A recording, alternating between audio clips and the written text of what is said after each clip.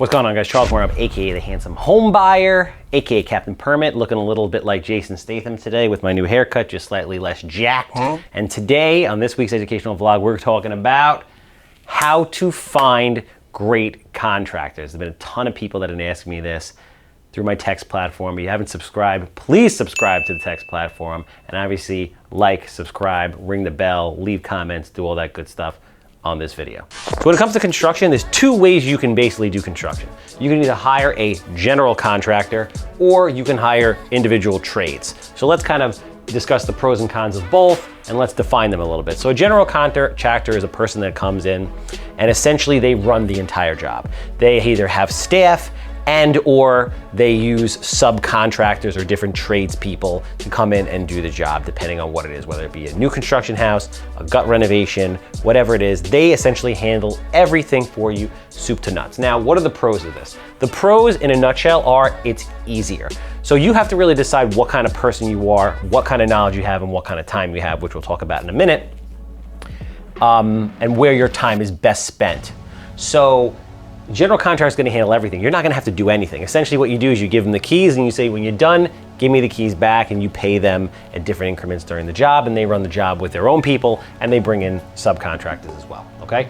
The cons is, obviously there's another layer in there, so obviously the cost is going to go up. How much? Typically depends on the area of the market and the general contractor and what they're looking to essentially make. So just as long as you can budget this into the deal, assuming you don't have a lot of time and you don't have the knowledge to oversee things, the general contractor is really the way to go, especially if you're a smaller guy or girl who has a full-time job and does not have a lot of time. So the other option is trades. So essentially what this is you have to build a network of subcontractors. That's sheetrock, paint, insulation, framers, roofers, siding, windows, plumbing, HVAC, whatever it is. You need to have at least 2 or 3 of each one of these tradespeople in order to be able to conduct the job, and you are essentially the conductor in your construction orchestra. So the pros, way more value in the sense that you get more for your money because you're removing that extra cost layer right there. So obviously you're either going to get the job done less or you're going to be able to get more done for the equivalent price as if you're going to pay a general contractor, providing you have the right subcontractors.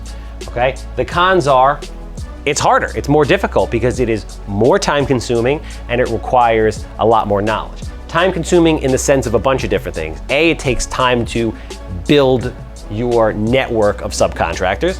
And B, you have to actually manage each job. So you have to say to yourself, does it make sense that I'm going to Home Depot, that I'm going to the job site every day to check on it multiple times?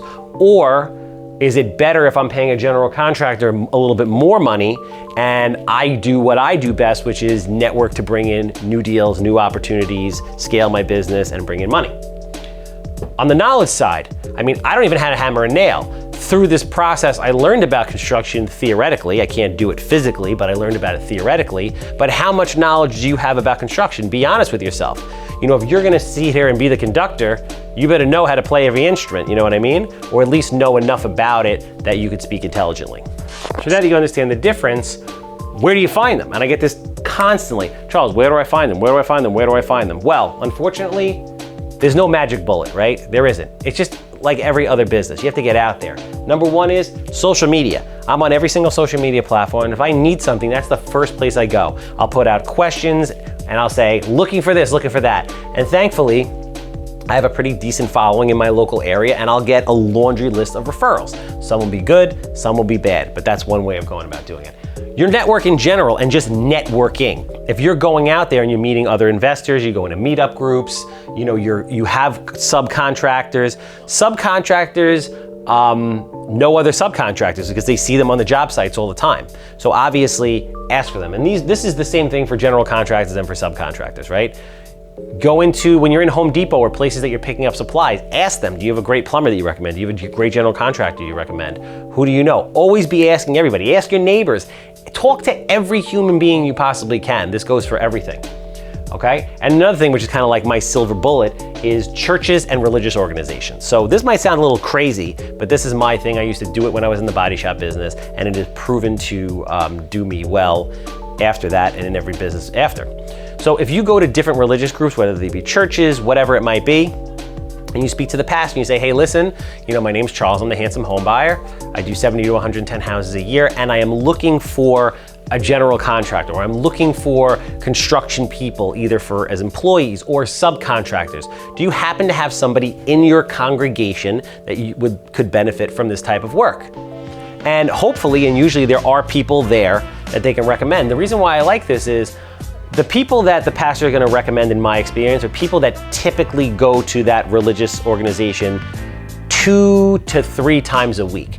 And typically somebody that is disciplined enough to be doing something like that over a prolonged period of time is more likely to show up on your job site when they say they're going to. Because essentially the hardest part of the real estate investment space is not money, it's not deal flow, it's getting quality contractors to show up and do a good job. All right, so how do you screen these people? That's the simplest thing. Referrals, obviously, you talk to a number of different people. Ask them to give you referrals from 2 or 3 or 4 different people who they are currently working for and have worked for in the past. A mixed bag, right? Call them, talk to them. Maybe you can go by and see what was done. Get a feel from the people that have worked for them in the past if they like them. Go online, check their reviews, things of that nature. Go see jobs, super important. If a contractor says, hey, listen, I'm a general contractor, I'm doing all these things. Awesome, listen, how many jobs are you currently working on? 2, 3, 4, 6, okay, great. Go to them, see them in different phases. Look at the work at the beginning, look at the work in the middle, look at the work at the finishing work at the end. Make sure that you're happy with the level of work. Another thing that I actually just thought of while doing this spiel is if there's some way you can figure out if they are financially in good standing, in the sense that you could ask them, hey, listen, what supply houses do you normally buy material from? If you can go to the supply houses and talk to the people behind the counter and say, hey, listen, I just want to, off the record, get some information. Is this person current on their bill? Do you have a problem, getting paid from them? This is going to give you kind of an inkling or a glimpse into their life of, do they have financial issues? Do they manage money properly? Because a lot of contractors, both subcontractors and regular contractors, do not manage money properly. And you don't want people taking off with your money, and you don't want to pay somebody to do a job and they use that money to pay for another job, and then they can't go finish your job and buy material because they're maxed out at the supply house because they have a wife, 3 girlfriends, a boat, and they go to, whatever country twice a month to see one of their girlfriends. Very, very important that you do those 3 things. So, another relevant point, very important. Insurance. Proper insurance is so important. I can't even tell you, especially in New York State, it is so easy to get yourself in a really effed up position if you don't have the right insurance. And more importantly, in this case, if your contractors don't have the right insurance. So every contractor that comes in, you need a copy of their workman's compensation policy. Every contractor that comes in, you need a copy of their general liability policy.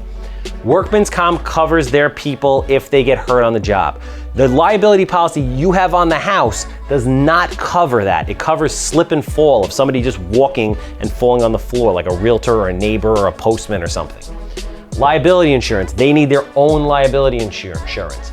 They have to sign a hold harmless letter, holding you harmless, all right? They also have to list you as an additional insured on their policy and give you the certificates for these 2.